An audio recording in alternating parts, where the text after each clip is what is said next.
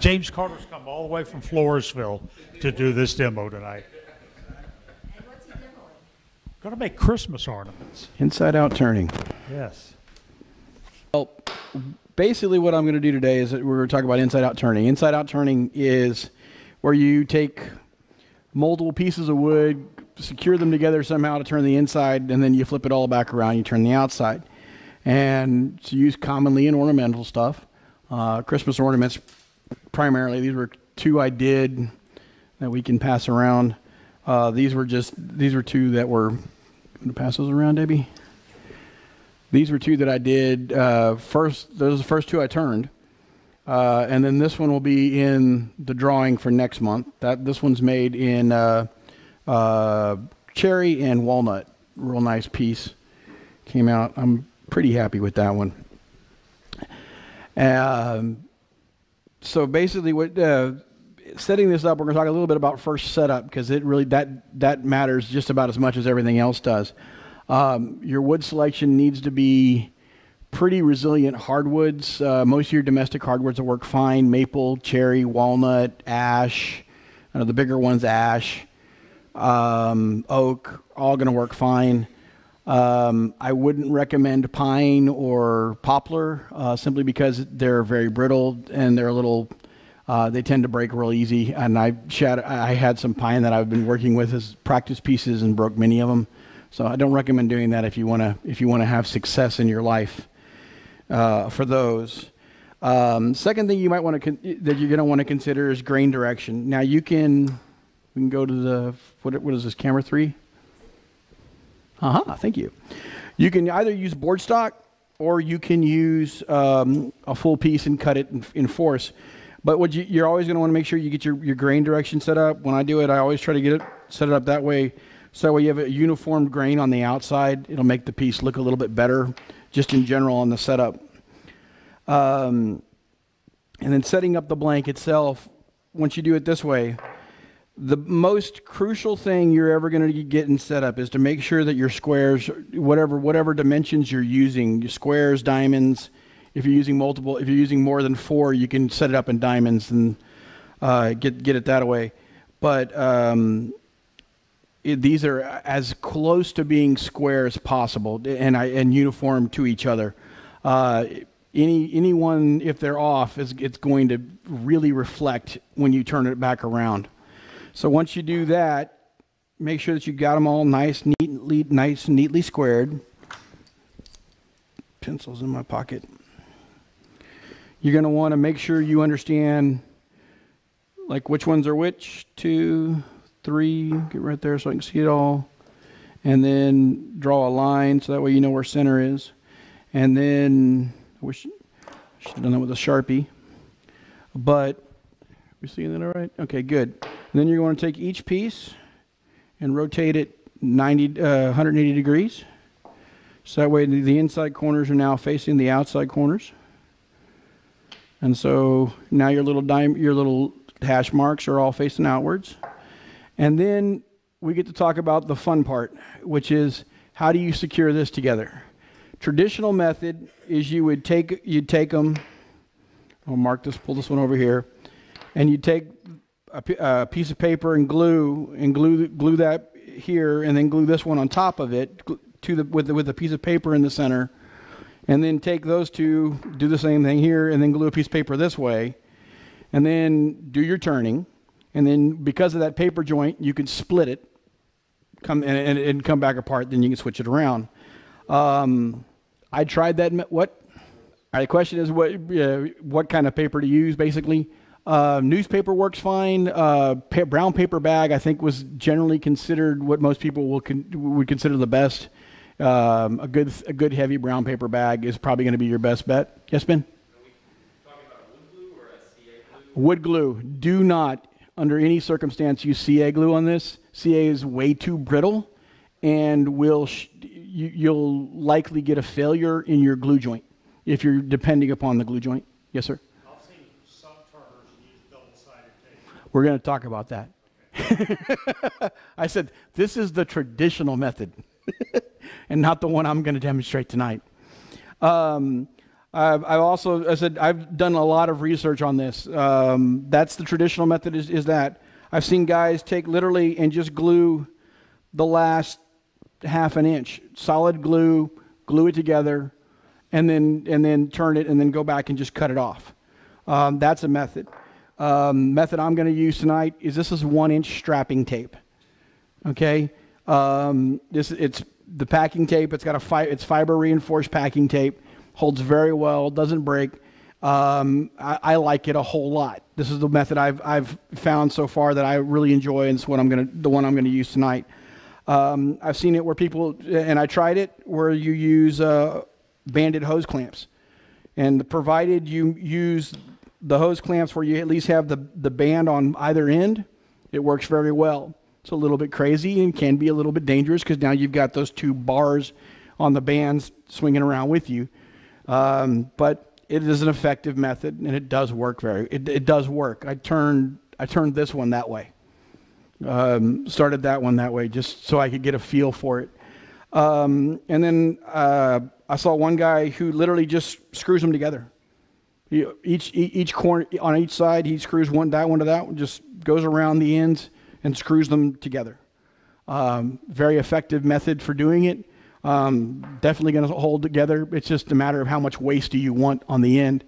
And then I saw one demonstrator, one guy he was a production turner who had developed a faceplate that had a perfect square that would hold them on both the tailstock and the headstock, so he didn't have to glue them at all. He didn't glue them. They held them perfectly square, and then he turned the inside and then flip it around and glue it. And that's the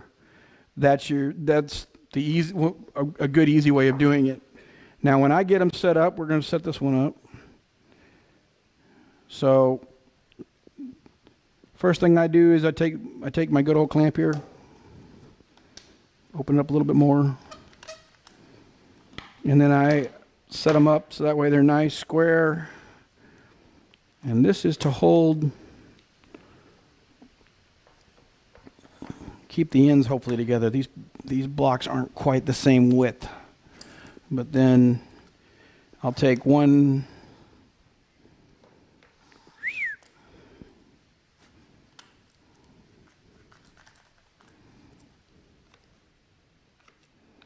squeeze clamp that guy. I thought you said everything had to be square. It is square. Well, you just said one block is... Well, I didn't say anything about length. I said square. Okay. We'll talk about that in a second. It's the dimensions here. This has to be perfectly square if you want a good inside-outside.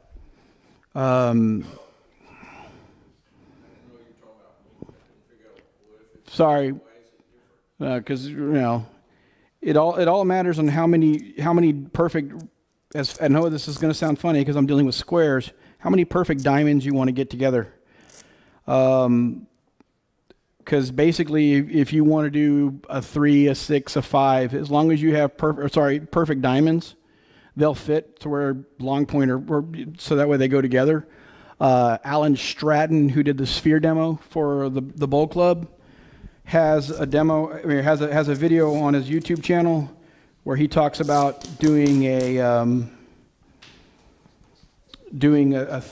has a jig to cut the diamonds to where you can perfectly get either a 3 or depending on if you put long or broad point of the diamond together, you'll get either a 3-point, a 3-stave ornament or a 6-stave ornament. Broad point, you get the 3. The short point, you get the 6. I don't understand. Okay, I'll draw it out if you'd like. Probably, I can do it. If you're taking a diamond. And this diamond is what? This is basically you're cutting a wood in a diamond stave shape instead of a pure square shape. And I think it's 120 degrees here. I think is what he says. If you watch the video, you can figure that out. But if you join these sides together, so that way you have another one like this. If you have these guys facing the center, and you'll get 3 diamonds that'll join together. If you join these together, you'll get 6, and then you just got to flip them around and you'll get 3 or 6. Technically, if you can figure out, for all you wonderful segmenters out there, if you can figure out the perfect diamond to create in size, you can get as many staves as you'd like on one of these ornaments as you would possibly want. You just have to figure out what the perfect diamond has to be. So you do a 10 stave one. I'd love to see it. It'd be fun. Okay.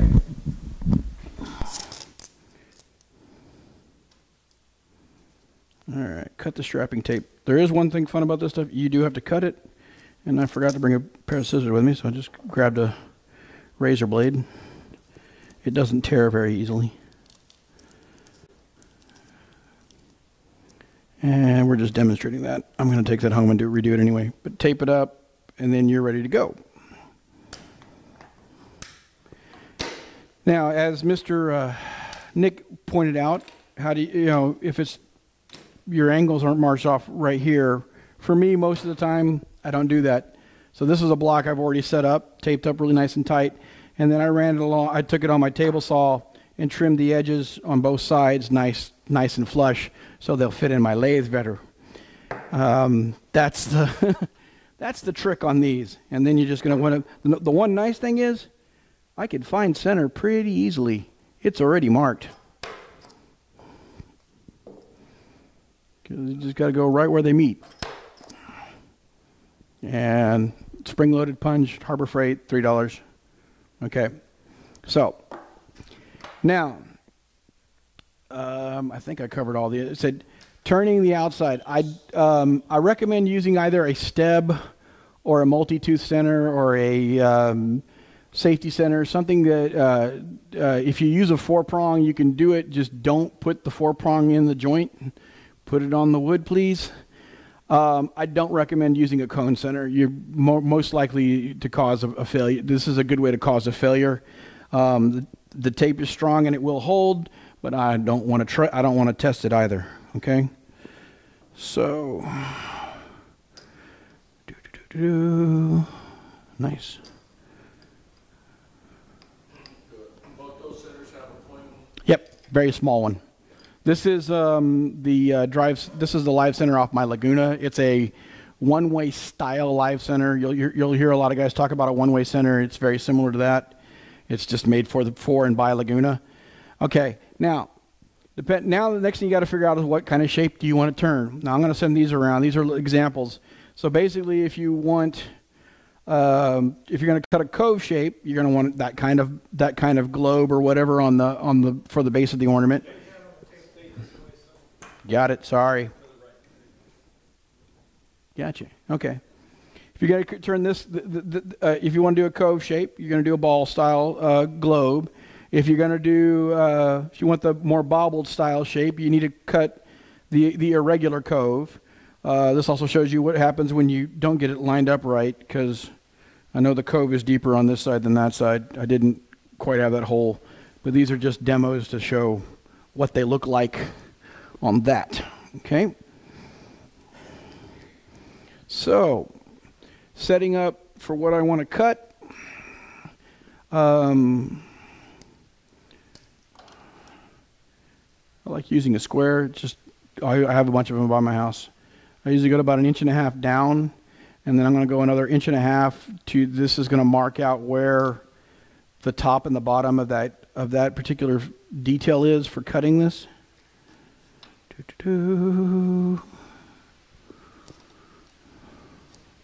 All right. Now, sharp tools here are your friend. I don't recommend carbides simply because the thing that is most important about the inside turning is you want the absolute most crisp and clean corner as possible. That's really what makes the effect of it really looking nice. You're going to, and the first cut you're going to make, I have a very similar lathe, but the switch is here, so I'm used to grabbing right there. The first cut you're going to make is a relief. Oops, sorry. First thing James is going to do is going to put his mask back on. Safety first. Okay. All right. So cutting, we want to cut into the relief, so everything between that circle is going to be, or between those two lines is going to be cut. So you want to do just kind of a relief cut in the center just to get yourself some space to work, so you're not working too much material at one time, and you're cutting a lot of air right now.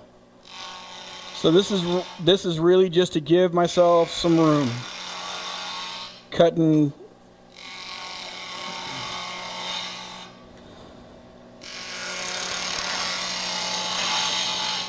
Okay, now that I've got most of that cut off, I can see the line right here, and what I'm going to want to do is come in with the top of that flute right on that line and go straight in and just give myself a clean entry. This is something, yes, if I wanted to, I could do it with a skew. I know y'all all know me for my skew usage, but spindle gouge works just fine here.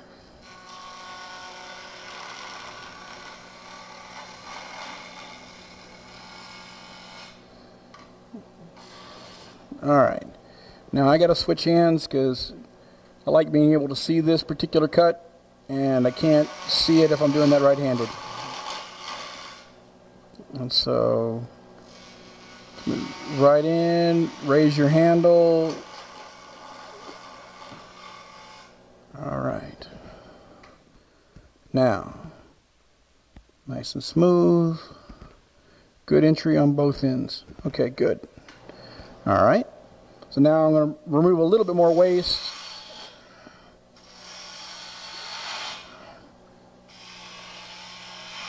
Less likely. Okay, so now when I'm coming in here, again, we still want to be right close up against that top.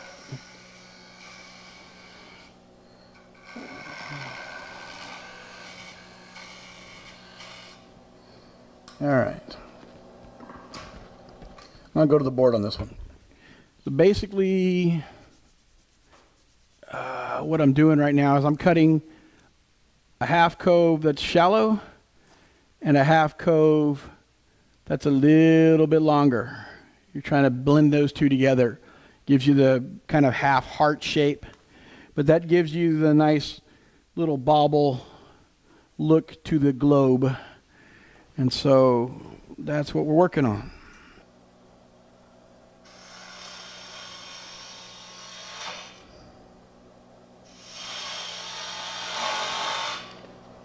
I'm going to have to switch left-handed because that table's too close.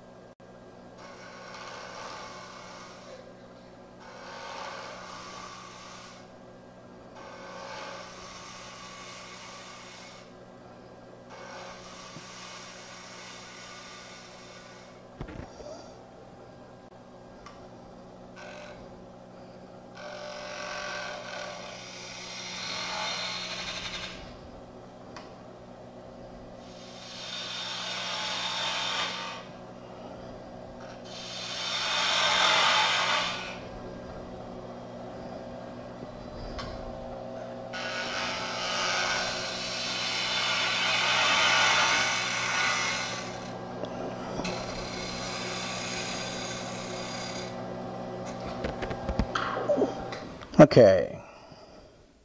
Wow, that's pretty good. All right. One thing when you're looking at making this, you need to not look at the angle from here to here, the cove, the cut from here to here. You got to look at the cut right there, because that's what's going to show up in the window more. This cut is what's touching the center. It's not going to do you any good looking at that when you're trying to gauge the depth of your cut. You need to gauge it from there and see what kind of space you've got in there. It's always good to go about halfway the depth of the piece, and that'll get you a really good shape going through. So I need to go about another 1/4 of an inch down.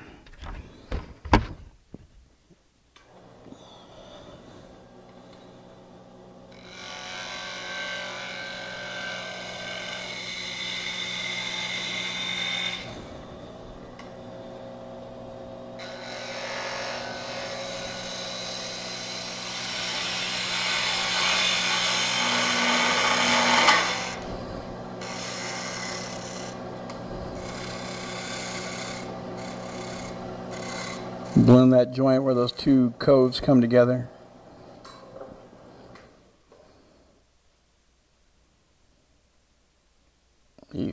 Not good.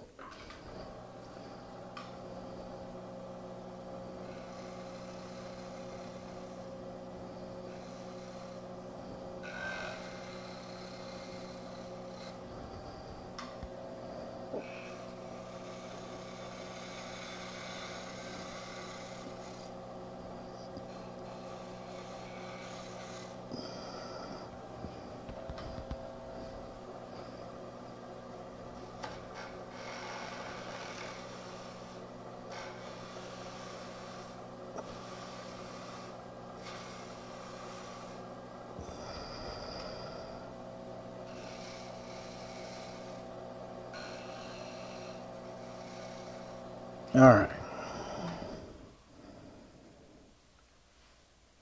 Oh, that looks pretty good. Now I'm not going to bore you with sanding the entire piece, but I am going to at least sand through the first section, simply because I want you to kind of we'll see what kind of horrible cutting I've done. No, you see that cut right there? That's one of them.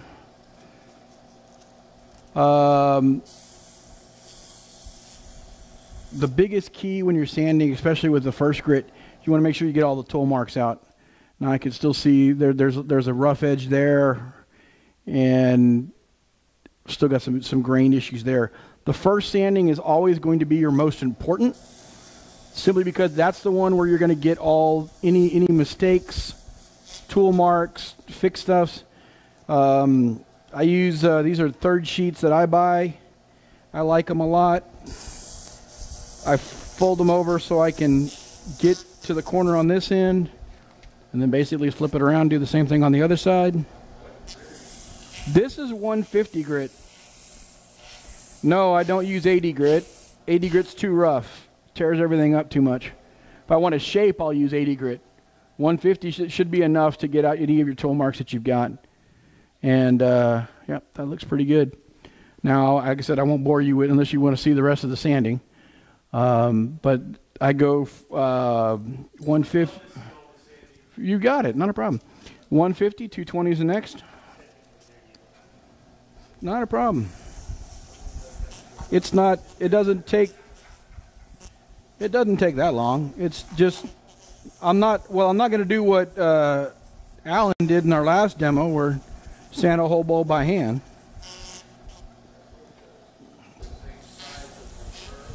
You could do it that way, definitely. I would recommend it, actually, if you wanted the only way I would suggest to try to get a perfect circle orb is, this is an 1 1/8 roughly blank. If I had a 1 1/8 inch dowel that I could sand, so that way I could make sure that inside was absolutely perfectly cove cut once it was done, that's what I would do, just so I could get me, and just so I can get me a better looking circle on it.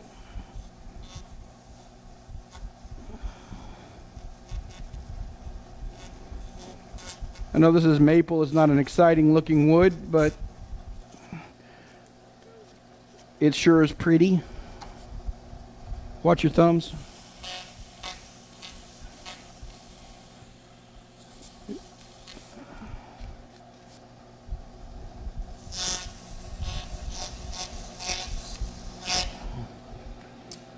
It's 320. It depends on the type of finish, and we'll talk about that. I used an oil finish on that particular piece that I've donated, and that I would do. I would definitely do that. That's when I applied it on this. For right now, I'd apply it here. If I wouldn't recommend any kind of wax finish, simply because of rubbing a wax finish in when you've got the outside turning, it's just it's too dangerous. And if you're going to do, I wouldn't recommend buffing it, because again, the pressure you would put with the buffing wheel, if it caught a corner, it's across the room, and Merry Christmas, you've got a smashed ornament. It's just not a really good thing. If you were going to do a rattle can lacquer or acrylic or something like that, of that nature, I would not finish it right now. I might clean it with a denatured alcohol or acetone just to get any of the residue off the wood, and then simply take it, and then simply, once it was complete, spray it. Now, one thing I have seen people do, and just trying to, especially on a white wood like this, is simply just take a Sharpie and come in here and color the whole thing one color. And then when you turn it around, you've got the inside colored green, red, blue, whatever you want. And that's a really common thing that's been done on these particular suckers. So now, once this is done, you take it and you turn every single piece around, and you glue it back together, and you get something that looks like that. Put on the bolt, sorry. Okay. So basically, once you've done this, you turn it around and glue. I usually glue 2 staves together, and then while it's still wet, glue the center together, and then put it under about 8 clamps to try to get everything lined up. The key and crucial point here is to make sure that your points here and here are lined up, so that way you get a good your final joint's good. Do you use Type Bond? I use Type Bond 3 is what I use. Any decent wood glue would work. Elmer's wood glue would work just fine. I mean, it doesn't have to be anything second. You can see here where I messed up, and you can see the joint right there on that one. But so, and again, one of the really nice things about this is finding that center joint is really easy, because it's already lined up for you. Well, you better use that joint. Let's put it that way. All right.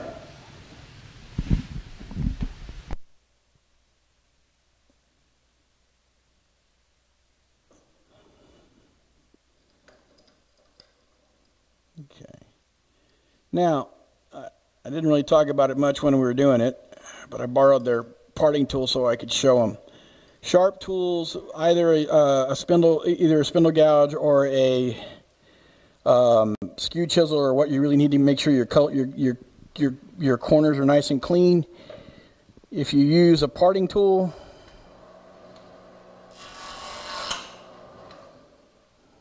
you're going to get rough edges all the way around. So I don't recommend doing that. I did that to show. All right. Now this part is finally where you can just come in with a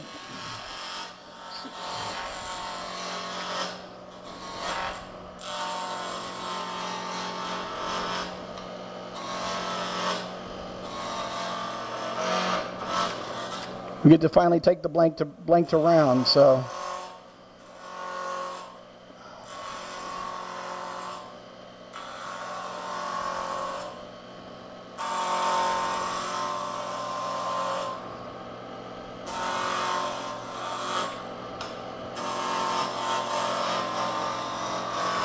ooh, I missed my respirator.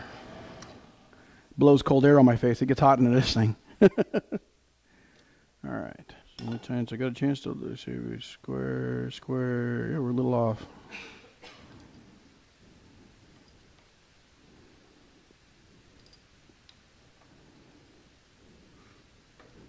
Dang. What are you doing? Trying to adjust the blank a little bit. I'm a little off.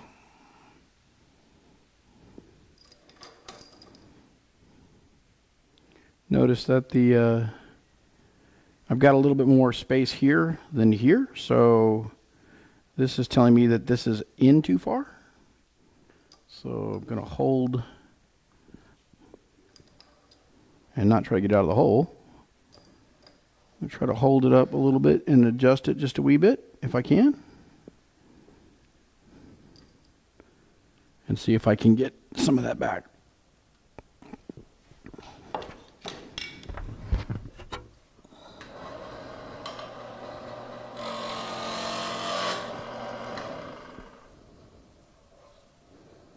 Yeah, that's a little better.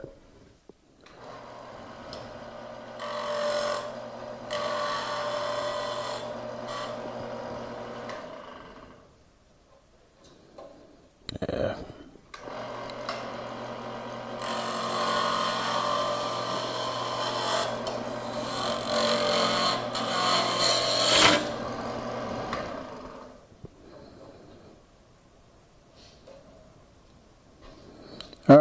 So basically now I need to set this up for a 4-jaw chuck where I can use a parting tool.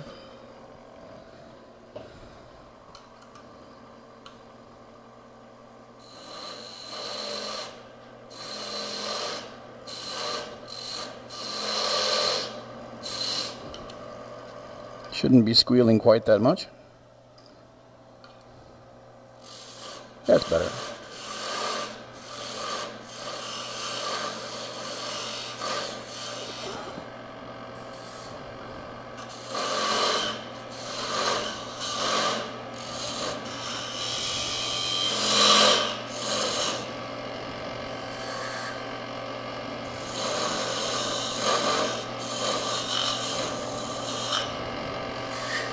Alright, there we go.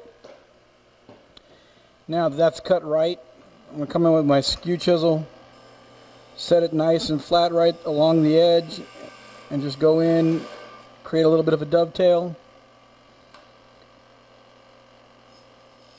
and then clean up the top.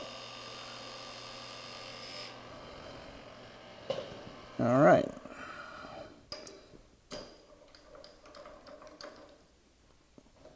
I think they have the knockout bar. Thank you. Right there.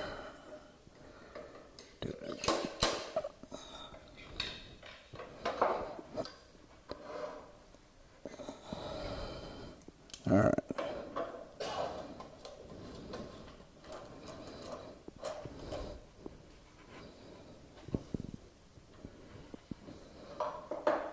Always when everything gets buried in shavings. Okay. Let's get it a little snug right now. Doo-doo-doo.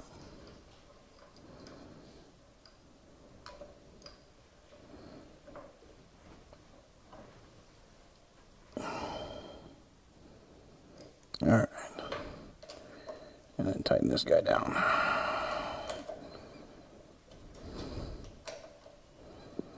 Okay. So now basically what we're going to do is we're going to do the top half of the get the globe set in, set the top half of the ornament, so that way we can switch it back around and finish and do the bottom. So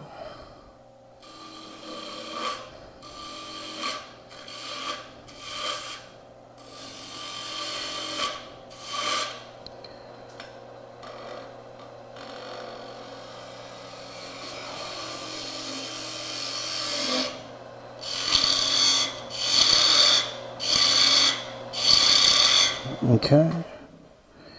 All right, what you really want to watch for is that you have at least a good sharp edge here on the edges, so you get rid of all the flat in the section. And then it's just to try to follow the shape of your inside turning to complete the outside turning. Now I need to mark one more thing.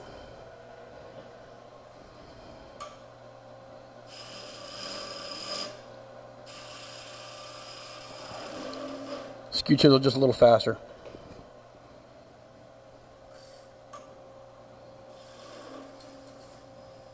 Whee! Alright, one of the few times I wish I had all 4 fingers on that hand.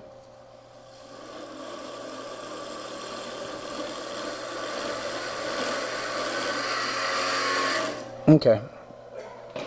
I always like to include the final turning chucking system in my ornaments. And so this little ridge right here is how I turn the whole bottom half of this ornament.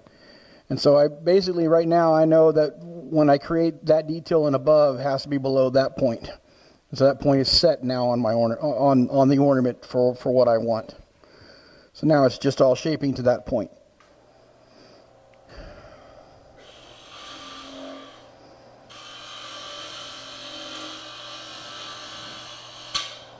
Whee!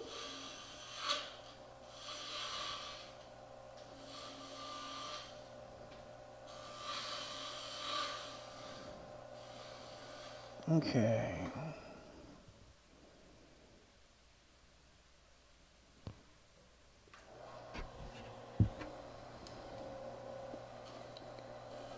Trying to get out of the fog on the mask.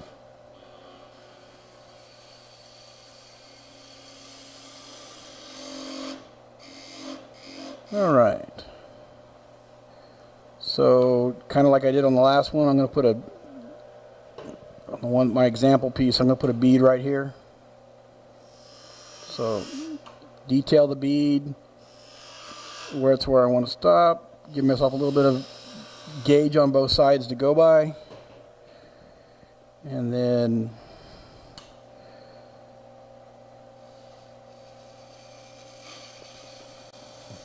roll that in. And don't over roll or you get a catch and it does that. That's exactly what happened there.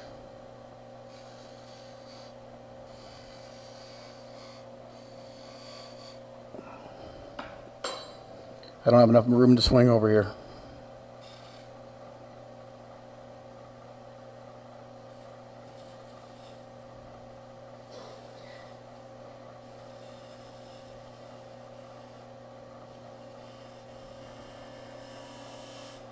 Alright, and if you want to see what happens when you over rotate on a, that's what happens when you over rotate on a bead using a gouge. It catches the other side, rips off. Luckily, that's all going away.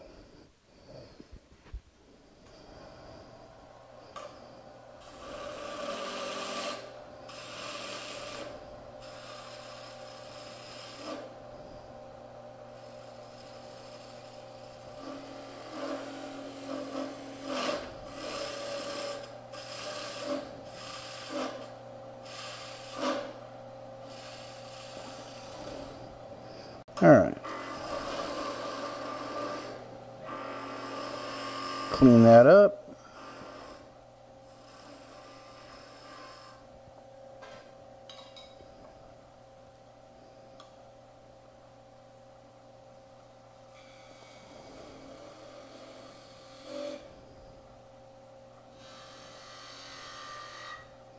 All right, so now I want to add this little detail here that's gonna hold, that the chuck's gonna hold to hold the back side of it.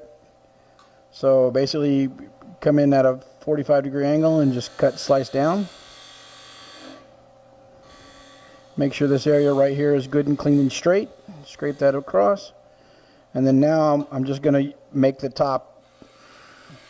Got a lot of material to remove to make that little top piece that I want, that's there.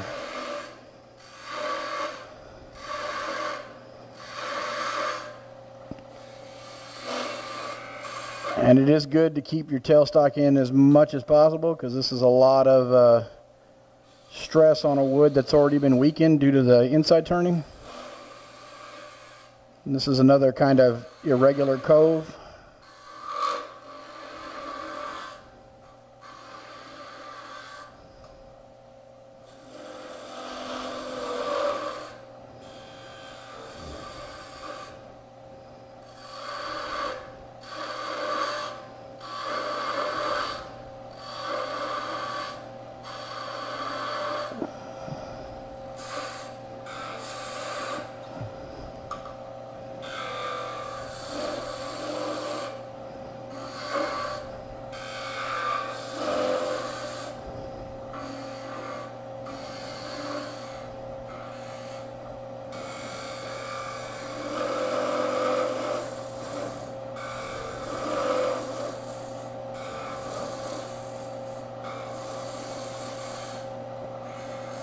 And there we are. Clean this up one more time.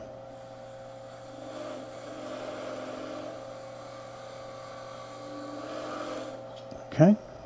Now, this is where things get fun.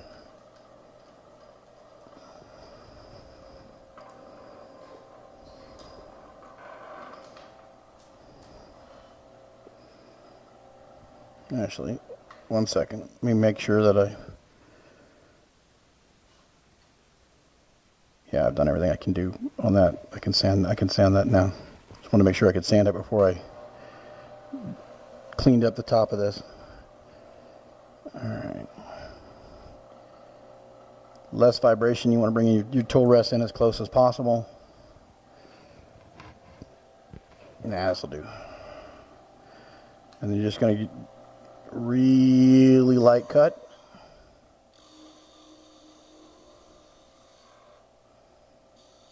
Chamfer the top of this. Basically, we're trying to just get rid of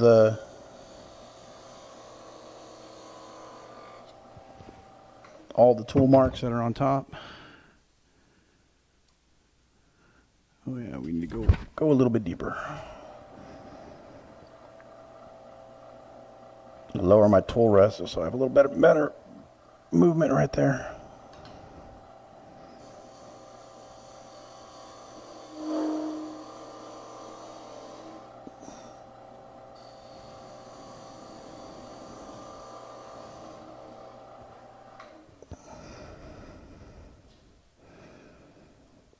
Just a little bit of cracking you can see there.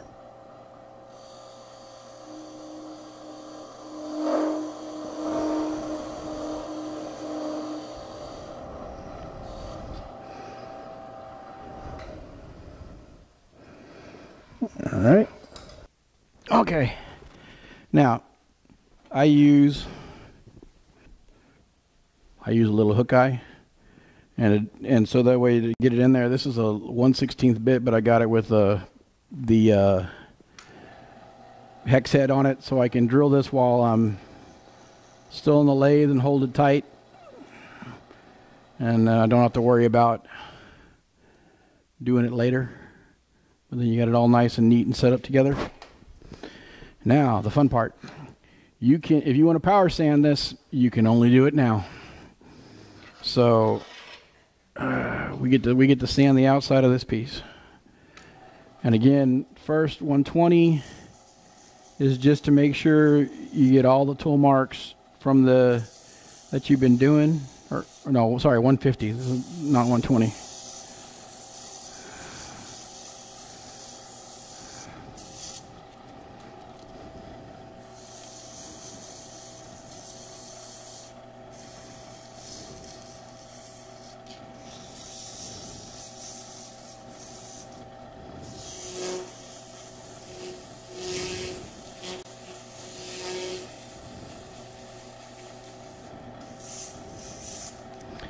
Actually, only space I really need to do is this.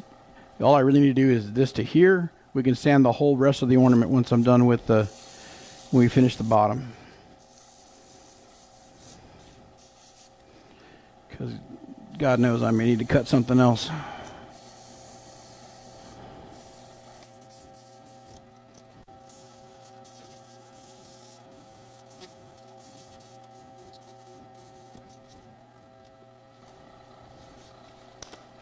Yep, right direction. Okay. For some reason, this felt a little coarser than the last piece, and I was like, that should have been 320 to 400. Nope, it's right. I sand these to 600, should be fine. If you wanted to go to 1,000, go for it. It's up to you. Depends on the finish you want to use in the long run. I would think more than anything else. And the wood that you're using.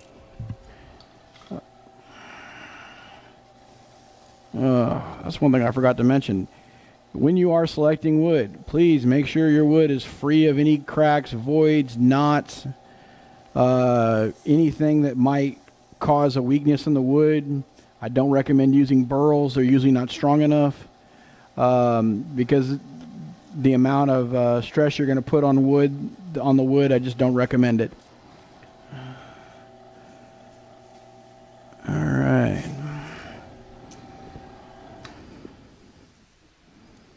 All right, that's decent. Okay, now we flip that around.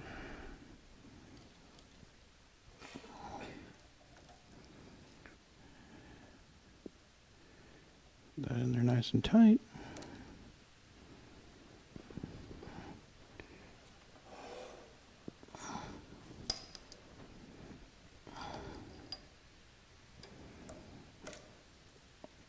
Tighten that back up. And now we get to finish the piece. All right.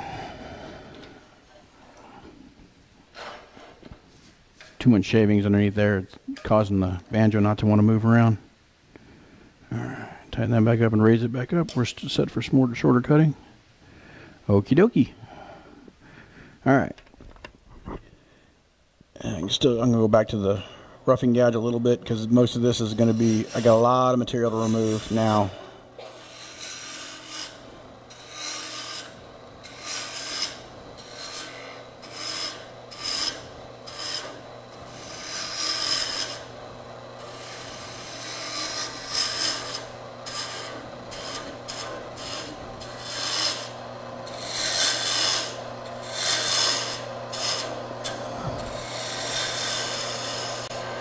Okay, that gives me a good working point. Okay, first thing you want to do is you want to get your globe set.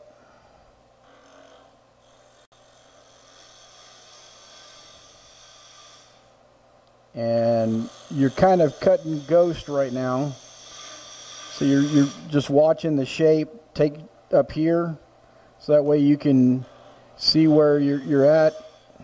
And as I'm looking through, I see kind of three pockets. So there's a center pocket, and there's one on both sides, just kind of the optical illusion. And you're just trying to make sure you don't cut into one of those pockets for sure.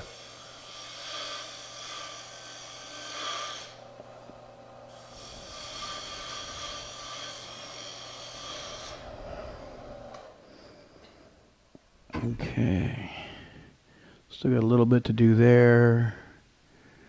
All right. Almost fully round here.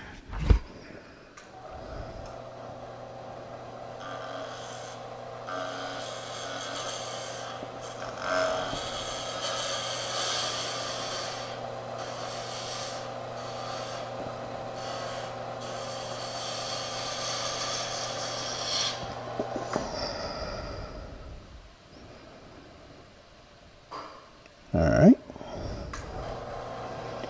Now it's just kind of to blend in this, right at this edge here is where I got to blend in.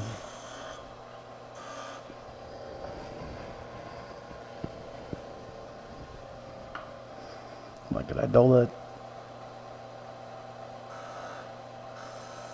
There we are. Just wasn't picking up that cut right.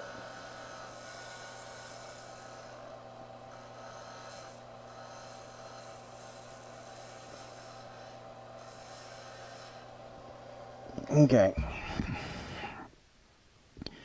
Now here's where you're going to see a lot of different, you can do different kind of shapes in your piece. If you want where I have the tines here, they're roughly the same thickness all the way down. You've got to get it all the way to where you have that body there. If you want the window like it is on this one where it's got the point, you're going to have a thicker side base on these. On this particular one, if you go with the round, if you do a round globe, it'll stay a little bit closer. But again, you're going to have the thicker tines on the bottom, depending on what you want to do. It's an aesthetic design. However you want to. That's one place where on this particular turning where you get to choose what design aspect you want to go with.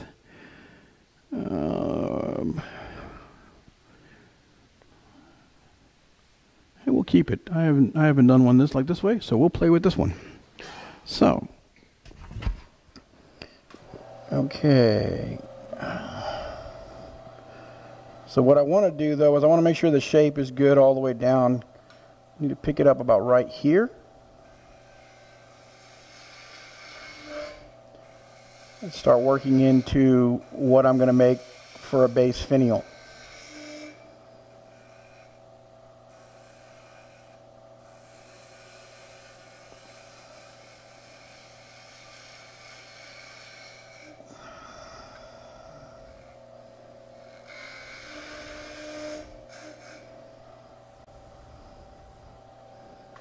It's cutting nice and clean too. All right. Now, try to show couple of different examples. You always try to want to make a little bit of symmetry in your pieces. Put it on the bolt. Excuse me, sorry. You'd like a little bit of symmetry in your pieces when it comes to design looks. I've got a bead here. I want to put a bead there. I've got a small transition type situation there, and then goes into two different details.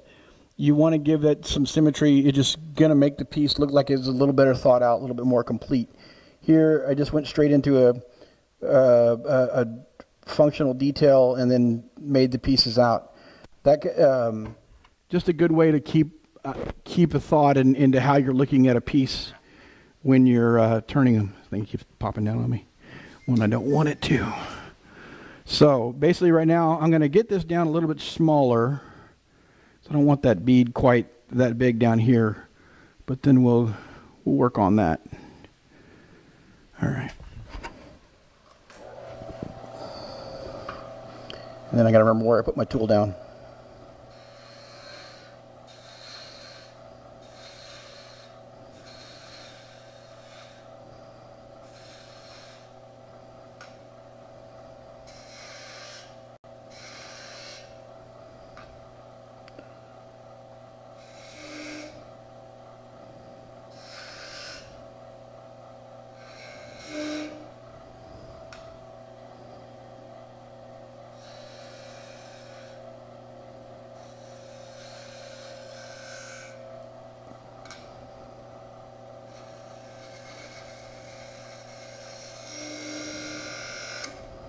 And again, over rotated.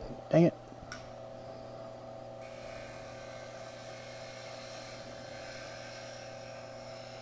Got to practice my bead turning with gouges more often. Mess them up. All right.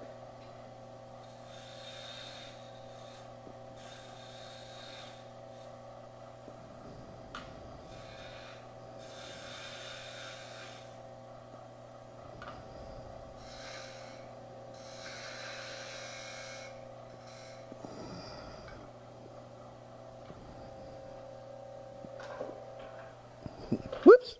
Sorry, I was going to lose that. Switching to this gown, it's got a little bit tighter nose on it. I've sharpened it more.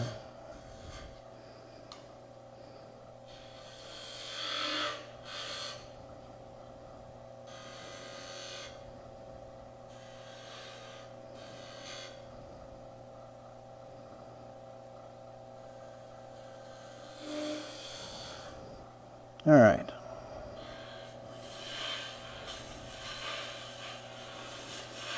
Reduce this down a little bit more, and then we're going to go make that kind of little onion shape.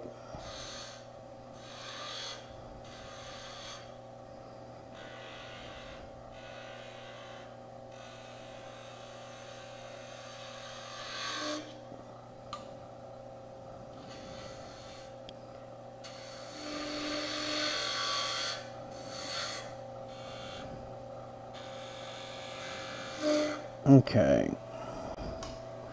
Then we're going to another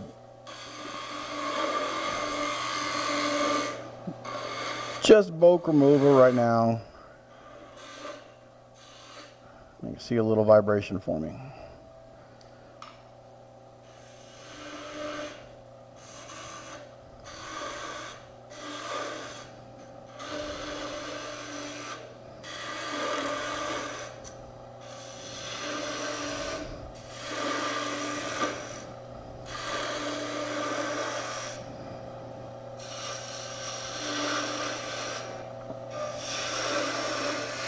Ooh, that's too much.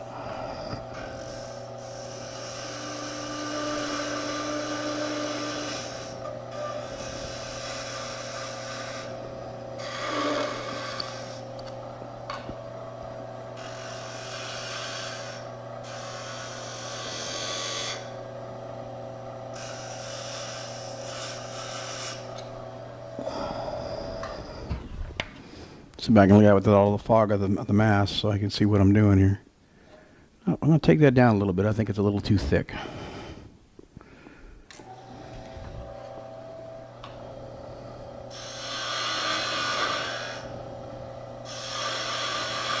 Yeah, that looks better.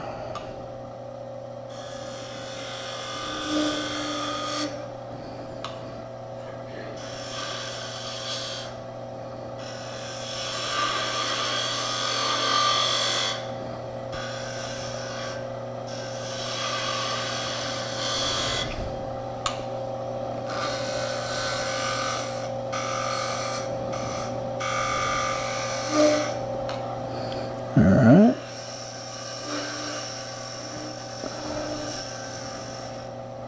Clean that up. It's looking pretty decent.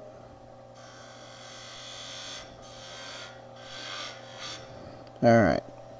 Now the base of your finial, you always want to put some kind of knob, bead, something on the end. So I stopped digging there.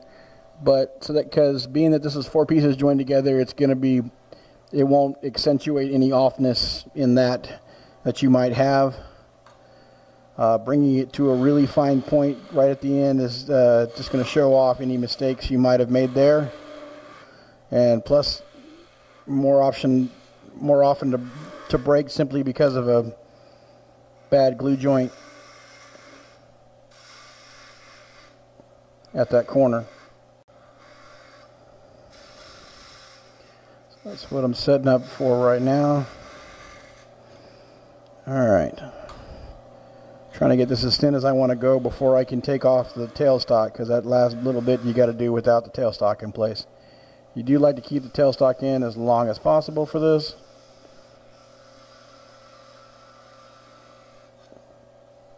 All right.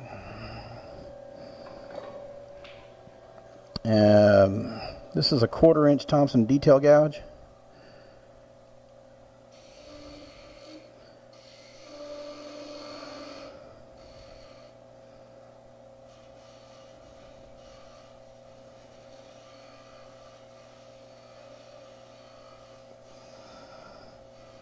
I grabbed it mainly because it's the sharpest tool I have at the moment. I haven't used it tonight.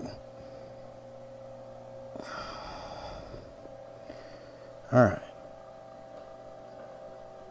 Yay.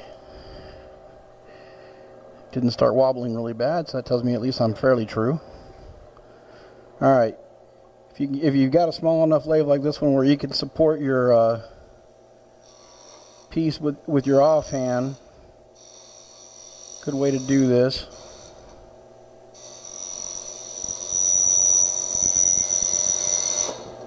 All right, guy, cut. Need a little beefier tool on that, unfortunately.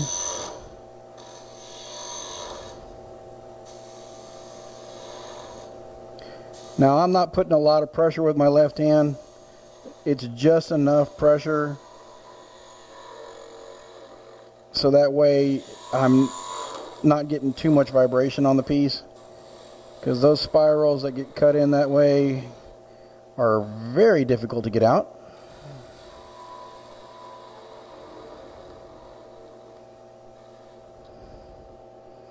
There we are. Got a nice little piece there. Just going to come back and see if I can't clean up that detail just a wee bit more.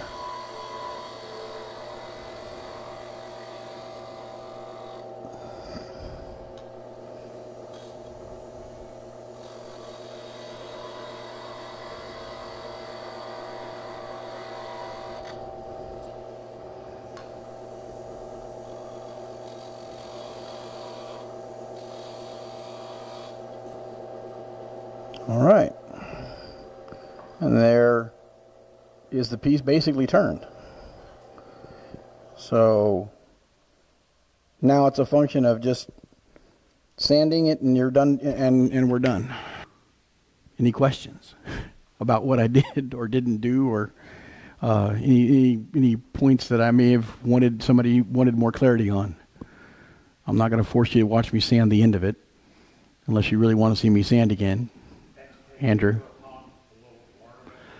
I was a little worried about doing that part of it in this demo because I just didn't realize how I hadn't demoed it before and didn't know how long it would take. It's really easy when you're at this point. You can simply cut a small chamfer here, right on this corner, just a little bit. The question? Oh, sorry. Asked if I'd ever hung a ornament in the or put something in the center, and if you take out this corner just down a little bit, you can definitely make a space so that way you don't have to try to drill it from the top once it's done. It's pretty simple to do that. For that matter, if you did the same on the top, you could screw in a screw eye, hang a jingle bell on the inside. There's a lot you can do with these. There's one gentleman that I saw when I was doing my research who does full standing wine bottles, and he cuts all the shape of a wine glass, martini glass, what of that, and then he actually cuts a goblet and mounts it inside, so that way you've got, it's kind of both the fix. He follows the shape, and it was pretty impressive. Doing it on that size of a blank. Definitely, you can the shapes you can want to do are pretty much up to you. I've seen people do Christmas trees. I've seen people do crosses. I'll play with a bunch more once I'm a little more comfortable with it. It just depends on how much time and figuring out what you might want to do. I did try a Star of David on a 2-piece. I don't recommend that because getting the points. It wasn't getting the points on the inside that was the problem. It's trying to clean it up on the outside and make it look round. That was hard. It was very hard. Didn't get that one working the way I'd hoped it would. But, yes, sir. No. If you look at this one. Okay. He asked if I had tool jaws on the top. If you want to look at that one. Tool marks on the top. Every set of 4 jaws, they're cut from a solid. They're cut first as a solid piece and then cut apart. Right at this point, if you see that, about that much gap, 1/8 of an inch gap. Usually, it's about as much as your calipers will fit through. I don't know if I can get my calipers through there or not, but it's about as much as your calipers will fit through. If you do that, this thing is not just holding on 2 points per tooth. It's actually holding with the whole bar. And if you set your jaws up that way, it will cut. You can hide your final chucking, or work your final chucking. All of these ornaments, like this little guy here, I chucked it right here. And this is pine. There are no chuck marks on it. So I mean, you can imagine how you all know how soft pine is. There's a chunk missing out of there, but that wasn't because of the jaws. No, this is probably one of the nicest tricks you can ever learn to getting your chuck jaws right. It's if you can cut it to the right length, you're going to get a really good fit on the last on your piece. Any other inquiries? What were the dimensions of the 4 pieces you started with? Roughly 1 1/8 of an inch. I've done them as small as these were 3/4. This one was 3/4. My wife likes the size of this one better. She doesn't like the big ornament. She thinks they look too big on the tree. So it's pretty much as anything you want to do, provided your 4 squares this way are the same size.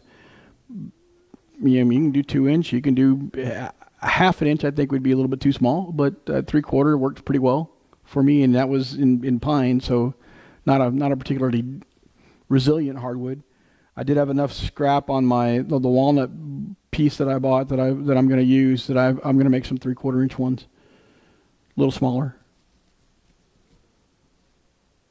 But yeah, 1 1/8, as long as you go at least 1/2 an inch. The one thing I would say, the one kind of funny thing you can do is you actually can cut. You don't have to cut it fully round. This one, I actually, if I had made the blank round once I cut it, I would have cut through these. This was actually cut into the waist. They were cut a little bit too far out, or a little farther out than you would normally go. So you can, as long as the wood's strong enough to hold it, you can cut beyond. You can cut fairly deep, and still get a really good a really good tough ornament out of it, or good. You can use quite a bit of wood. A little more than you might think. The biggest problem I saw in research was people cutting too shallow. And then they were looking at the piece this way when you're looking at it corner to corner, and it looks like you have all this really big space. This is the space when you're looking at it square in, is what matters more, is what you're going to see more when you flip it back around. And that's if there was any advantage, nicety, or whatever that I would say that people need to look at, is they need to look at it when it's like that. And so you could see when you have it on your lathe, put a block or something and see what that space is there. That's going to be half of your window, basically. Looking at that's what's going to be in the center This is what's going to be on the outside.